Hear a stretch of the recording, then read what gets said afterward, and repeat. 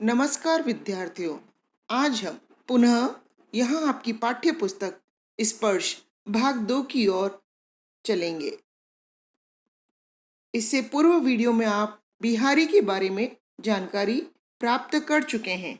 तब भी हम यहाँ पर पुनः समझ लेते हैं। बिहारी ने मुख्यतः श्रृंगार रस पर आधारित दोहों की रचना की है और इनकी एक रचना उपलब्ध है जिसका नाम है सतसई और जिसमें 700 दोहे संग्रहित है। अब हम इनके यहाँ पर पहले दोहे पर अपना ध्यान केंद्रित करते हैं। बैठी रही अति सघन बन, पैठी सदन तन माह, देखी दोपहरी जेठ की, छाहो चाहती छाह। यहाँ पर कवि ज्येष्ठ माह की भीषणता की बात कर रहे हैं।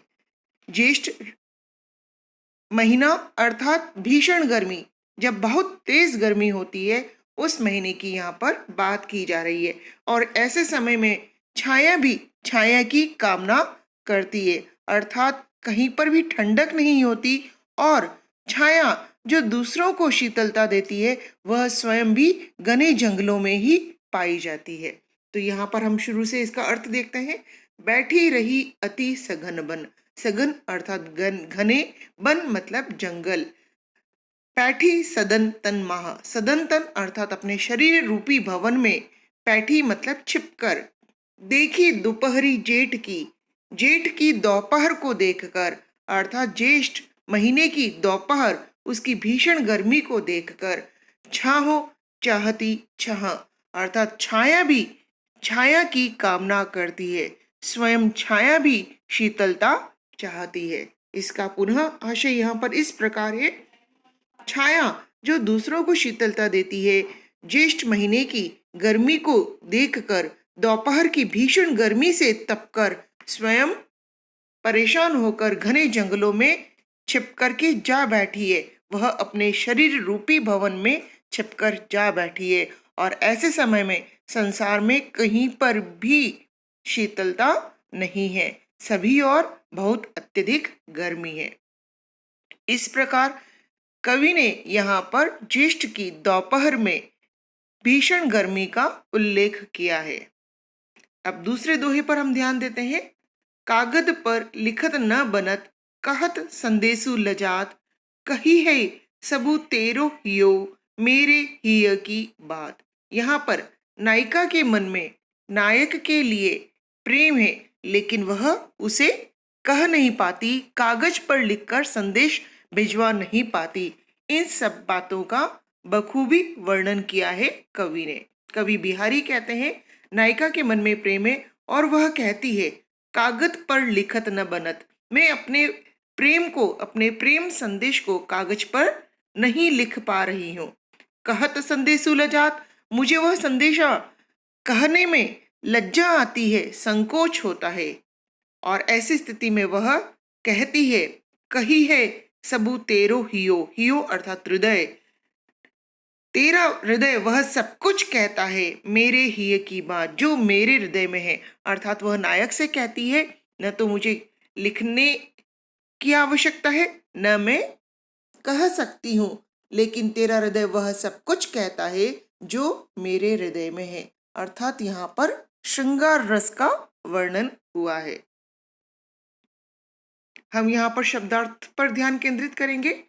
छाहो अर्थात छाया, सदन तन शरीर रूपी भवन, संदेशु संदेश, कागज अर्थात कागज, हिय मतलब हृदय, कही है अर्थात कहता है। आशा है ये दोनों दोहे आपको समझ में आ चुके होंगे। अगले दोहों की ओर चलते हैं। प्रगट भय द्विजराज कुल, सुबस बसे ब्रज आई, मेरे हरऊ कलेस सब, केशव केशव राय। यहाँ पर कवि बिहारी ने इस दोहे के द्वारा दो अर्थ स्पष्ट किए हैं। केशव अर्थात श्री कृष्ण को संबोधित किया है और केशव राय अर्थात अपने पिता केशव राय को उन्होंने संबोधित किया है। इसके दोनों भिन्न भिन्न अर्थ हम यहाँ समझने जा रहे हैं। मैं पहले श्री कृष्ण के संदर्भ में आपको इस दोहे का अर्थ बताना चाहूंगी।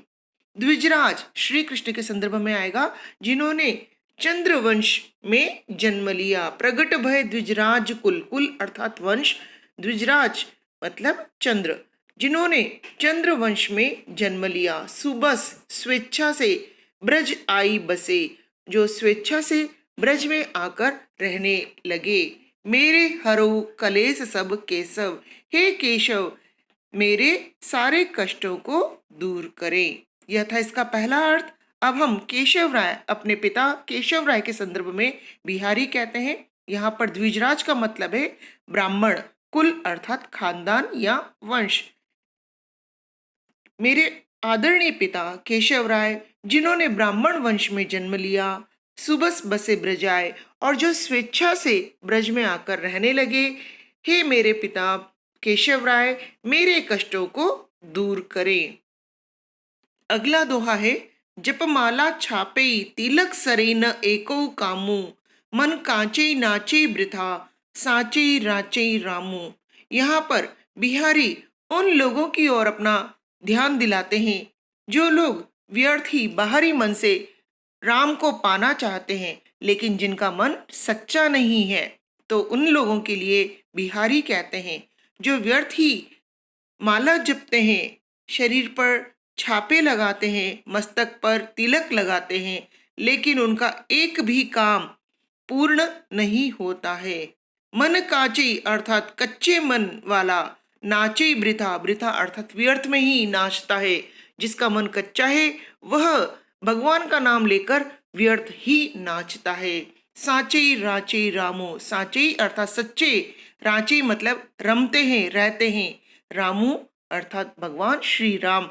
भगवान श्री राम तो सच्चे मन वाले इंसान में निवास करते हैं, और इसके लिए बाहरी दिखावा करना, माला जपना, छापे लगाना, तिलक लगाना और कच्चे मन से नाचना सारी व्यर्थ उपाय हैं। जिसका मन सच्चा है, सरल है, उसके मन में भगवान राम का निवास होता है।